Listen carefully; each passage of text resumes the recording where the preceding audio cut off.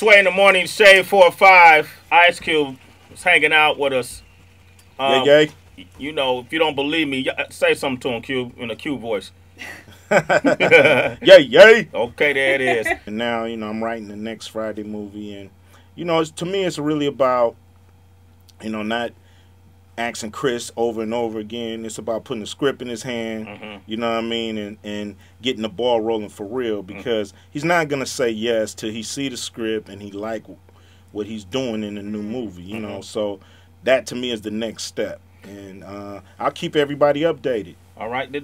Now, I know he had went through a life change some years ago where it was certain things he was steering away from. Yeah. In terms of comedy, being lewd, lewdness and lyric and scripts and that sort of thing. Would you have to make adjustments for that for his role in terms of what kind of content you put out on that movie? You think that would decide whether or not he would do it?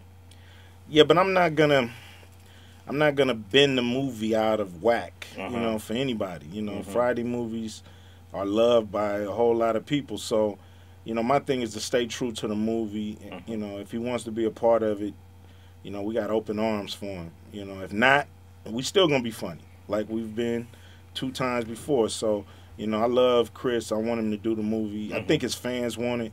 And ultimately, that's what we're in the business for, to please our fans and the people who supported us all these years, to give them what they want, not just give them what we want to give them. Yeah. But when they ask for something, you got to deliver. Are there any other like newer artists, especially rap artists, that are starting to act now? Of course, you got Drake. You got 50. You got Common. You got Luda. Yeah. Any of those guys you would want to put in this film? Oh, I don't know. It's this is a kind of LA niche kind of film. Yeah. You know what I mean? So you never know. I mean, okay, Chris was from Atlanta. We put him in the movie. Okay. You know what I'm saying? But it's just really about who comes and gets busy in the audition. Rumors of the N.W.A. movie. Yeah, it's coming.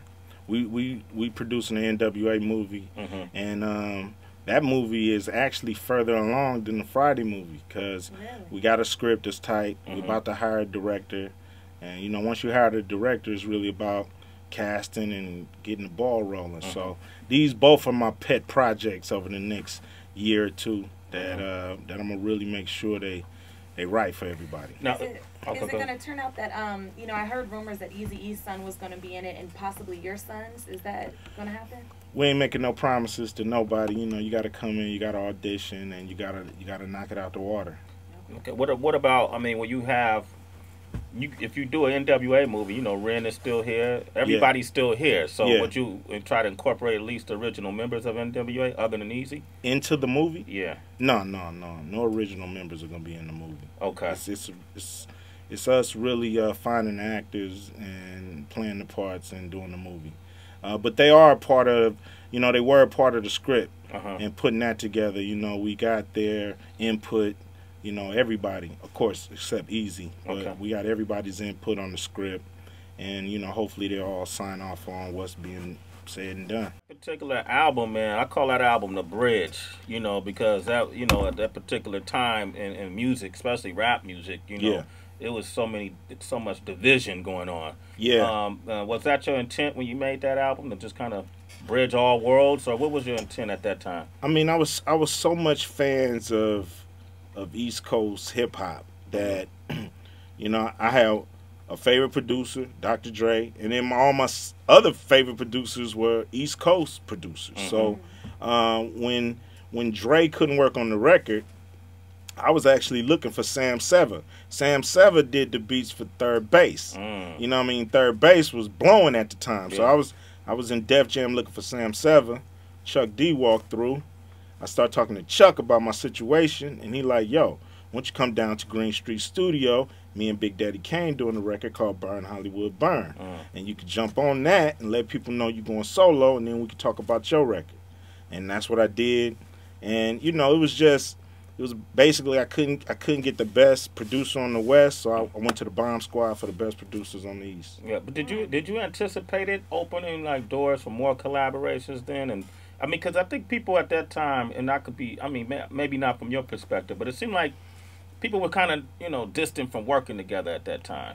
you know. Yeah, everybody had clicked up, you know, and everybody was kind of into their own thing. And it was, you know, still Juice Crew, you know what I'm saying, versus Boogie Down, and it was still things in the air that you know was going on in New York rap that was, you know, basically L.A. rap was a million miles from everybody's mind. So doing that record, you know, it was a funny feeling doing that record because people were looking at me for leaving N.W.A. like a stupid move. Yeah. You see what I'm saying? So working on the record, everybody kind of was like, well, we'll see what it'll turn out to be. And you know, that just gave me extra motivation. It's a trip because going into that movie, I was like, damn, all these people can act way better than me. You know what I mean? I'm like, Boys in the damn. hood, Yeah. So, you know, it's a trip that how they saw me, but I was seeing them like, damn, you know, I'm gonna be the worst actor on this damn movie, so I need to work hard to get better. You know, so I was because it was Lawrence Fishburne, it's Angela Bassett, it's you know, Morris Chestnut, Cuba Gooding, who can cry at the drop of a hat. You know what I'm saying? Yeah, so it was just, you know, a full movie, and you know, so I was like, I wasn't totally confident going into that movie till I got a chance to do, you know, work with the actors, and we improv'd a lot, and we beat out the scenes and worked it out, and now I started getting more comfortable with the process. So by the time we shot, you know, I was good. You was good? Yeah, all right. Good. And Dad was bringing up a good point too when we were talking about how you know, you do put your family out there and you put your family first, and we've always seen you travel with your family and stuff. Yeah, something that's like you never hear about Ice Cube is he has drama with his wife or he has drama with his family. It's like every time you guys are a great example of just an upstanding couple, you know, in the media. You know, we love each other, and, you know, family is first for me, above and beyond all this. And, you know, if you don't put it in perspective and, you know, plan out your family time just like you plan out your career, then you'll get off balance, you know, and it's really about having a balance. And, you know, that's why I'm glad that I have who I have, and you know, we've built this partnership and this great relationship, and we love each other, and hey, that's what it's all about. Your sons, they rap. Yeah. They ever try to battle you at home? Nah, come on now. I mean, I'm just saying, you know, they don't want to step into the arena now. You know what I'm saying? You know, they still butterfly. You know what I'm saying? Grasshopper. You know, but you know, it's really about them loving the music. They love hip hop. You know, I'm trying to prod them and say, okay, y'all love hip hop. Now it's time to start getting paid. You know what I mean? Let's start doing some music, release some stuff. So, my son OMG. Oh my goodness, he's gonna come out with a mixtape called Jacking for Beats. It'll be on icecube.com in a couple of weeks. Okay. Fire. And then just real quick, Dr. Dre, Detox. Nobody knows Dre quite like you do. Why you think it is he hasn't dropped his album? Honestly? Yeah. Man, them headphones are selling, selling. Now, what would you rather sell somebody? Some $300 headphones or a $10 tape? I'm going to go ahead with the $300 headphones, Ice Cube, if you don't mind. All right. Okay, there we go. Okay. All right. Man, Ice Cube, 21 Jump Street, right? 21 Jump Street. Funny movie. Out March 16th. Okay. Jonah Hill, Channing Tatum. Your boy.